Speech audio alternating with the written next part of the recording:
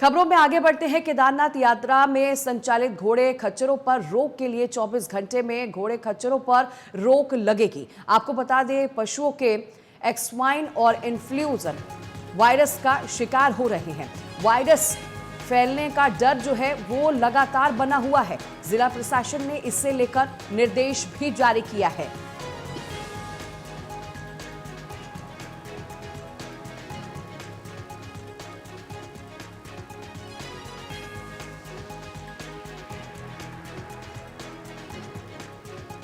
में रोक लगी है और आपको जानकारी दे दे, जिला प्रशासन ने इसके लिए निर्देश भी जारी कर दिया है। वायरस फैलने का डर जो है वो भी सता रहा है, क्योंकि अमूमन हम देख रहे हैं, चाहे केदारनाथ हो या कहीं और भी जो भी दर्शन करने के लिए लोग पहुंचते हैं, वहां घोड़े और खच्चरों का इस्तेमाल किया जाता है। लेकिन अब ऐसे में एक वायरस की शिकायत जो है वो सामने आई है, जिसमें केदारनाथ यात्रा में संचालित घोड़े खच्चरों पर रोक लगाई गई है। जिला शासन ने निर्देश भी जारी किया है।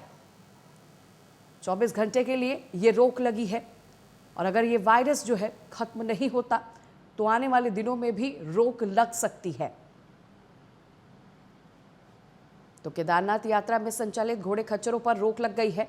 केदारनाथ यात्रा चल रही है और ऐसे में हजारों की संख्या में जो यात्री पहुंचते हैं वो घोड़े और खच्चरों का सहारा लेते हैं। लेकिन अब आपको ये भी जानकारी दे दें कि रोक जो है वो लगाई गई है। संचालित घोड़े खच्चरों पर रोक 24 घंटे के लिए लगाई गई है। घोड़े खच्चरों पर यह रोक अभी भी जारी है। इन्फ्लुएंजा वायरस की शिकायत जो है वो सामने आई है। वायरस फैलने का डर जो है वो बना हुआ है और इसी को देखते हुए ये बड़ा फैसला लिया गया है। जिला शासन ने इसके लिए निर्देश भी जारी किया है ताकि ये वायरस जो है और ना बढ़े। इसे रोकने के लिए कोशिश जो है वो की जा रही है। 24 घंटे के लिए रोक भी लगाई गई है। हालांकि इस दौरान कहा गया है कि जो यात्री केदारनाथ यात्रा करने के लिए पहुंचे हुए हैं वो खुद ही पैदल जाकर यात्रा करें, क्योंकि 24 घंटे की रोक जो है घोड़े और खच्चरों पर लगाई गई है। ये तस्वीरें जो आप देख रहे हैं, यहाँ हज़ारों से ज़्यादा की संख्या में घोड़े और खच्चरे होते हैं, जिनका इस्तेमाल करके यात्री अपनी यात्रा को संपन्न करते हैं। लेकिन चूंकि देखिए वायरस का डर जो है वो लगातार बना हुआ है। इन्फ्लुएंजा नाम का वायरस जो है इसकी शिकायत सामने आई है और ये पशुओं में वायरस काफ़ी तेज़ी से फैल रहा है, जिसे देखते हुए ये बड़ा फैसला लिया गया है कि अभी कोई भी यात्री केदारनाथ अगर यात्रा करने जा रहा है तो घोड़े खच्चरों का इस्तेमाल नहीं करेगा।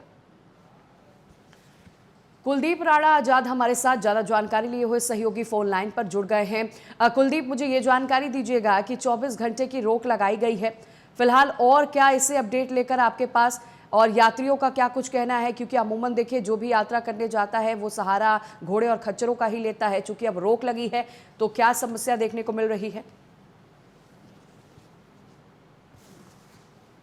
एक तरह से रीढ़ मानी जाती है घोड़े खच्चर, क्योंकि केदारनाथ की यात्रा में अहम रोल घोड़े खच्चरों का रहता है। चाहे वो खाद्यान्न सामग्री पहुंचाना हो या फिर यात्रियों को ढोने का काम हो, इनकी अहम भूमिका घोड़े खच्चरों की रहती है। लेकिन पिछले जब से यात्रा शुरू हुई है लगातार, तो घोड़े खच्चर केदारनाथ धाम में जो वहां पर ट्रेवल कर रहे थे वो बीमारी का शिकार हो रहे थे। और जो हमारे सूत्र बताते हैं, हालांकि प्रशासन ने कोई आधिकारिक आंकड़ा इसका जारी नहीं किया है, लेकिन जो सूत्रों से हमें पता चला है कि 100 से ज्यादा घोड़े खच्चरों की केदारनाथ यात्रा में अब तक मौतें हो चुकी हैं और लगातार बड़ी तादाद में घोड़े खच्चर बीमार हो रहे हैं।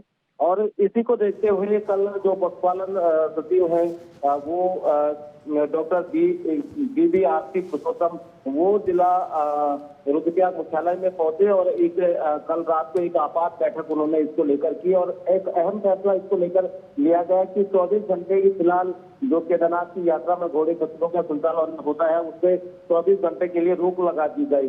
लेकिन जिस तरीके से ये बीमारी फैली हुई है, इससे आशंकाएं ये बताई जा रही है कि 24 घंटे का समय और अधिक बढ़ सकता है। हो सकता है कि एक सप्ताह के लिए भी आगामी दिनों में रोक लगाई जा सकती है। क्योंकि जिस तादाद में वहाँ पे बीमारी फैली हुई है। तो फिलहाल जो इसके पहले इसके जो दुष्प्रभाव देखने को मिल रहे, तीर्थ यात्रियों को जाने में दिक्कतें तो हो ही रही है, लेकिन सबसे बड़ी समस्या तो केदारनाथ में खाद्यान्न की है, उसकी समस्या हो रही है। केदारनाथ में खाद्यान्न का संकट गहराने लगा है और ऐसे में स्वाभाविक है कि जो नेपाली या अन्य मजदूर केदारनाथ में जो सामान ढो रहे हैं, तो उसके जो ढुलान का रेट है वो बहुत ज्यादा ले रहे हैं और उससे केदारनाथ धाम और उसके निचले इलाकों में जो पैदल 17 किलोमीटर का पैदल मार्ग है, उससे महंगाई बहुत ज्यादा बढ़ गई है। तो ये पहले चरण में इसके दुष्प्रभाव देखने को मिल रहे हैं और आगामी दिनों में और भी ज्यादा इससे समस्याएं हो सकती है। ठीक है कुलदीप, बहुत शुक्रिया कुलदीप आपका जानकारी देने के लिए।